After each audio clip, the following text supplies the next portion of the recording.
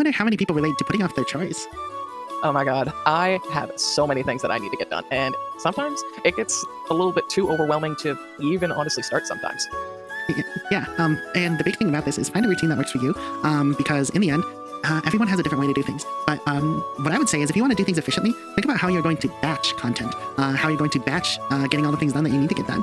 The more that you can get done in a groove, the faster that you get it. One thing that I specifically like to think about is when it comes to these things that you don't want to do, it's kind of like the first law of physics. An object at rest stays at rest. An object in motion stays in motion.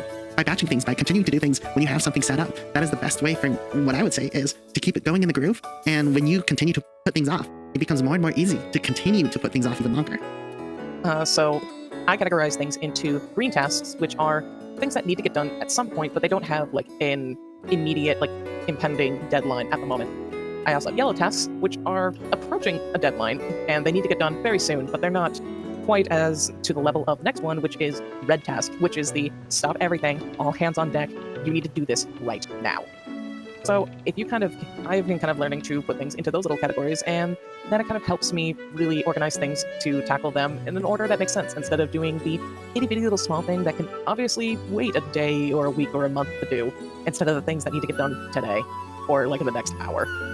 I actually really like that stoplight system because I think that it goes back to that inertia, right? Like when you're doing things ahead of time, you're working at things that are on the green, and that's going to help you continue to be consistent and be able to work in that groove. But then you start to get to the yellow, and you're having to make choices to sort of switch around things so that you might not be in that groove, but you need to do it now because it's starting to be close to the deadline. And then by the time you're at the red, you're full stop. Like the car has come to a stop. So you have now completely thrown off any chance to use momentum and inertia to help you keep going.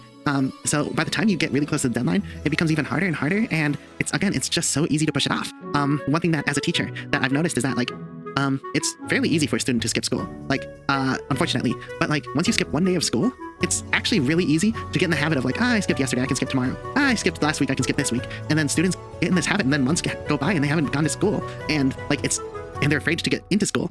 So the longer you excuse yourself, the easier it is to get stuck in a cycle of just non-activity, versus if you continue to go to school, if you continue to do the thing that you need to do, if you continue to say no excuses, then it's really easy to keep up that momentum and keep going every day. Mm-hmm. And I've also learned that it helps to chunk tasks down into smaller bite-sized pieces, so that you can kind of help not get overwhelmed and still get things in the process of getting closer to done. It's the biggest thing is just to remember the best time to start was yesterday, but the second best time to start is right now.